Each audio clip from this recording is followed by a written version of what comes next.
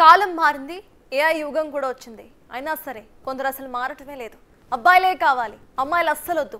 ఈ లెక్కలు మాత్రం ఇంకా ఆగటం లేదు. ఇప్పటికే చాలా అవగాహన కార్యక్రమాలు నిర్వహించిన ఇటు భ్రూణ హత్యలు సీక్రెట్గా జరిగిపోతూనే ఉన్నాయి.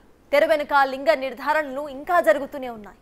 ఆడపిల్ల అని తెలియగానే కడుపులోనే ఖతం చేసేస్తున్న ఘటనలు తెలుగు రాష్ట్రాల్లో పెరిగిపోవటం ఇప్పుడు కలకలం సృష్టిస్తోంది.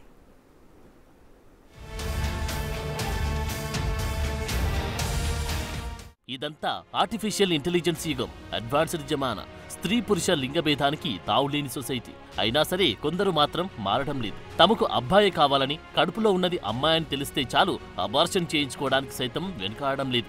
జనాల బలహీనతను క్యాచ్ చేసుకునేలా ఇల్లీగల్ గా లింగ నిర్ధారణ చేస్తున్న ఘటనలు పెరుగుతున్నాయి. తెలుగు రాష్ట్రాల్లో ఈ తరహా ఘటనలు ఆందోళనకరంగా మారాయి. ఒక్కసారి ఈ ఇల్లు చూడండి, ఈ ఎక్విప్మెంట్ చూడండి. ఒక సాధారణ ఇంట్లో ఇలా అల్ట్రాసౌండ్ స్కానింగ్ చేస్తున్నారంటే ఎవరైనా నమ్ముతారా? కానీ చేస్తున్నారు. చేయించుకునేవారు అడ్రస్ తెలుసుకుని మరీ వస్తున్నారు. అడిగినంతా ఇచ్చుకుంటున్నారు.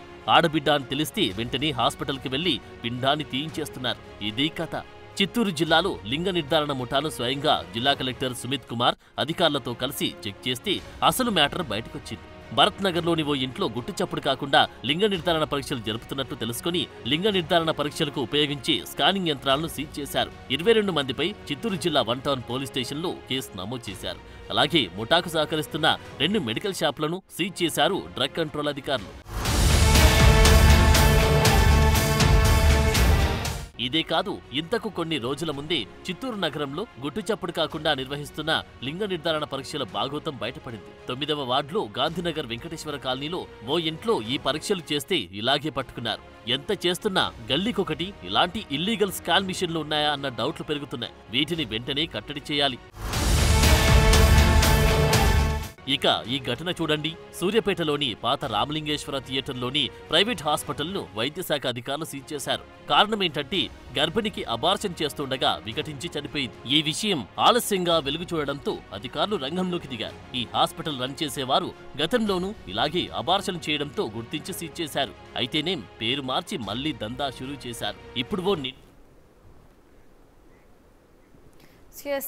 గర్ల్ చైల్డ్ అంటే చాలు అబార్షన్స్ చేంజ్ చేసుకుంటున్నారు. దీనికి సంబంధించి మరింత సమాచారాన్ని మనతో డిస్కస్ చేయడానికి we have gynaecologist doctor Shilpi Reddy గారు. నమస్తే అండి. నమస్కారం అమ్మా. డాక్టర్, ఇప్పుడు చూస్తున్నాము ఏఐ యుగము, అట్ ద సేమ్ టైం అందరూ కూడా అంటే ఈక్వాలిటీ, ఈక్వల్ రేసెస్ అంటూ కూడా అందరూ చెప్పుకుంటున్నారు. అయినా ఇప్పుడు కూడా అబార్షన్ చేంజ్ చేసుకుంటున్నారు if they know that it is a girl child. అసలు ఎలా చూడాలంటారు? ఇంకా వీళ్ళని ఎక్నాలెడ్జ్ చేయాలి అని అంటారా? యాక్చువల్గా మనకున్న పరిస్థితిలో మన పీసీపీఎన్డిటీ యాక్ట్ ఎంత స్ట్రిక్ట్గా ఉందంటే ఒక ప్రెగ్నెంట్ ఉమెన్కి స్కాన్ చేయాలంటే 4 పేజీల form, Aadhaar card, address proof, phone number, ఇవన్నీ డీటెయిల్స్ తీసుకుంటే తప్పితే స్కాన్ చేసే పరిస్థితి లేదు. అండ్ ఇంత పగడ్బందీగా ఉన్నా కూడా జిల్లా కలెక్టర్లకి పరిగెత్తిస్తున్నారు ఈ బూటకపు స్కాన్ సెంటర్స్.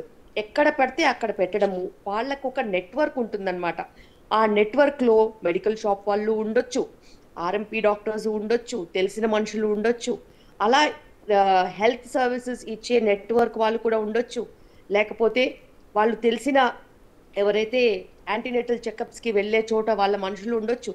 ఇలా ఎన్నో రకాలుగా వాళ్ళు ప్రైవేట్గా తెలియని ప్లేసెస్లలో స్కాన్ మిషన్స్ పెట్టుకుని ఇలా చేసి అబార్షన్స్కి వాళ్ళు లింగ నిర్ధారణ చేస్తున్నారు. ఎందుకంటే అప్పుడప్పుడు కూడా మా దగ్గర సడన్గా వచ్చేసేసి మాకు అబార్షన్ కావాలని అడుగుతారు. ఇప్పుడు అడిగినప్పుడు వాళ్ళకి మనము మెడికల్గా ఆమెకు వద్దు అని అంటే మనం అబార్షన్ చేయడానికి కొన్ని క్రైటీరియాస్ ఉన్నాయి.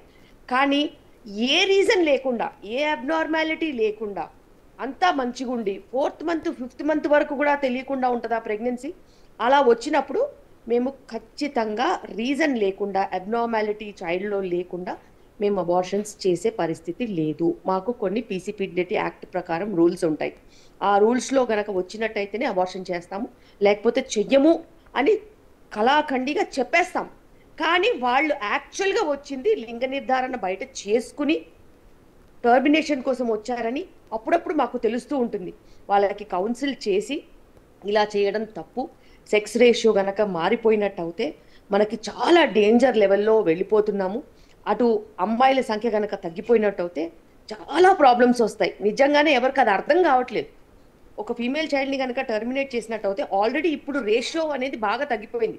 ఫీమేల్ టు మేల్ రేషియో అనేది చాలా తగ్గిపోయింది. సగటున ఒకవేళ మనం 900 ఫీమేల్స్ తీసుకుంటే 1000 మేల్స్ తీసుకుంటే 900 ఫీమేల్స్ కూడా లేని పరిస్థితిలోకి వెళ్ళిపోతున్నాం. కొన్ని డిస్ట్రిక్ట్స్లో అయితే ఇంకా చాలా తక్కువ ఉంటుంది. 700, 800 కూడా లేరు ఫీమేల్స్. సో ఇంత పరిస్థితిలో కూడా ఇలాంటి పనులు చేసినట్టు అయితే ముందు ముందు మనం చాలా లా అండ్ ఆర్డర్ సమస్యలు కూడా ఎన్నో వచ్చే ఛాన్సెస్ ఉంటాయి. Correct. CS, thank you doctor to join with this.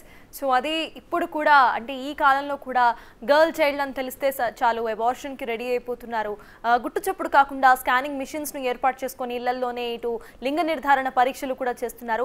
At least now people should know ఇది తప్పు. అట్ ద సేమ్ టైం అమ్మాయిలకి అబ్బాయిలకి ఈక్వల్ రేషియోస్ ఇప్పుడు గవర్నమెంట్ కూడా ఇస్తోంది.